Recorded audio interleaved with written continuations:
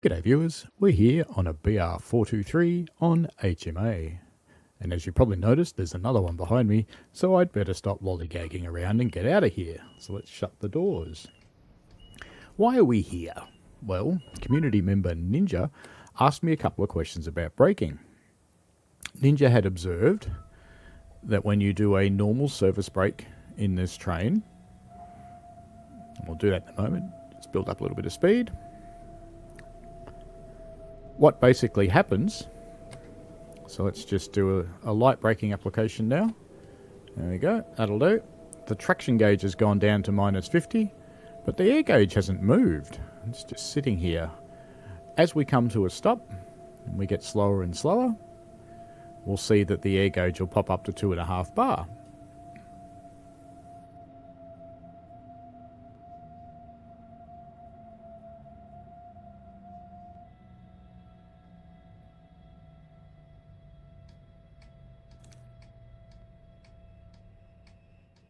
And there it goes, it's now applying the air brake. Cool, we have stopped. So let's get going again. Now that's reset, we can move. Full beans.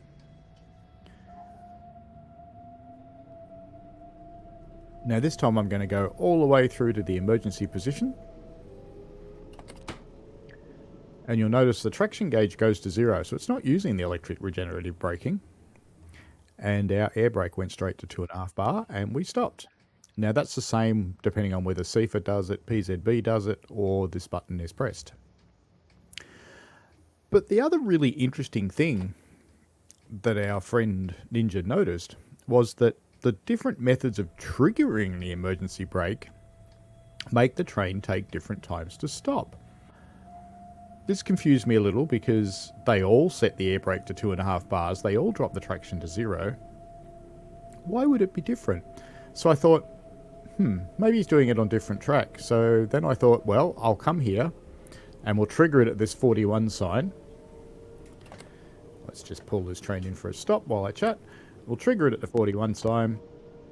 We'll try all the different kinds of braking triggers that can happen.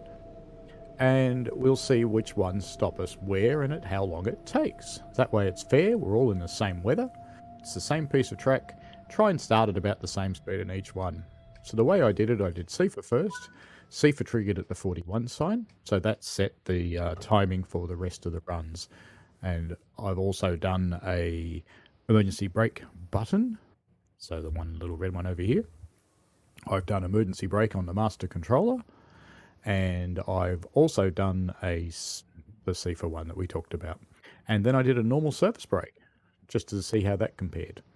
So, let's get into those runs. G'day viewers, we're here because of a question from community member Ninja, who noticed that when you're braking using the braking handle, the traction meter goes to the left, meaning that it's generating power. But when you brake with emergency, it goes straight to 0, and you see a 2.5 bar application over here on the air brake. And that happens regardless of whether CIFA does it, whether the emergency button has been pressed, or the brake handle has gone all the way into emergency. So I've turned on CIFA, and what we're going to do, he also noticed that the train takes different amount of time to stop from each one. So what I'm going to do, I'm going to accelerate this one until CIFA stops it, and that will be the timing point.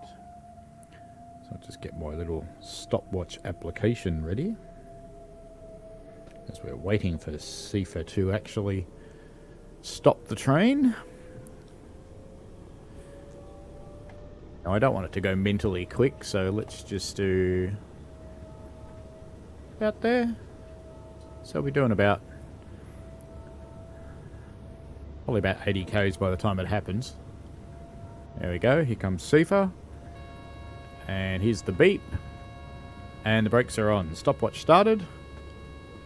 We've got 2.5 pounds on the air. And we've got 0 on traction. So it's not using the electric braking. It's only using the air brake. And we have 0. And 1788. Okay, so let me write that down. 17.88. Rightio, we're on run number 2. This time we're going to use the emergency stop button to stop us, which is this one over here. I will use the rail driver to press it. And we want to get up to about 80 kilometers an hour. We're going to do it at the 41 sign, so I'll just come off the power now. Coming up on the spot. About now. So I've braked it. I've started the stopwatch. We've got 2.5 bar on the brake gauge there and nothing on the traction gauge, which is as expected. And we're coming up to a stop right near the 47 sign, which is about the same place as before. And 0. And there we go. Did actually take about a second more. That's interesting. Maybe not quite a second, maybe half a second more. So I've just written that down. Clear that one. And I'll be right back with the next run. Here we are with run number 3. We're going to do the same thing again, but this time I'll be using the emergency brake setting on the master controller. Once again, I'll use rail driver to do it, so that I can press the stopwatch with my other hand. Get up to just under 80 k's again, just like we were before. Get a little bit more. A little bit more. It's near enough. Alright, come off the power. And emergency brake. Now, granted, that might have applied a little bit slower, but we've got 2.5 bar on the air brake, nothing on traction again. And we're definitely stopping just a little bit quicker. There we go, 0. 1448. Weirder and weirder. Okay. Let's write that down. Next, I'll come back and do a normal service stop. Okay. Run number 4. This time we're just going to do a fairly hefty service brake at the sign. So we'll get back up to about the same speed again.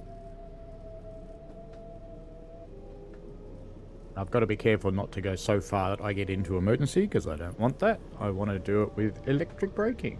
Alright.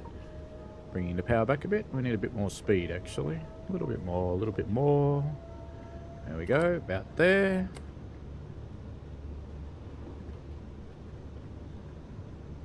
At the 41 sign, which is coming up now. Braking about as hard as I want to. There we go. We're going to go past the 47 sign. Much smoother stop.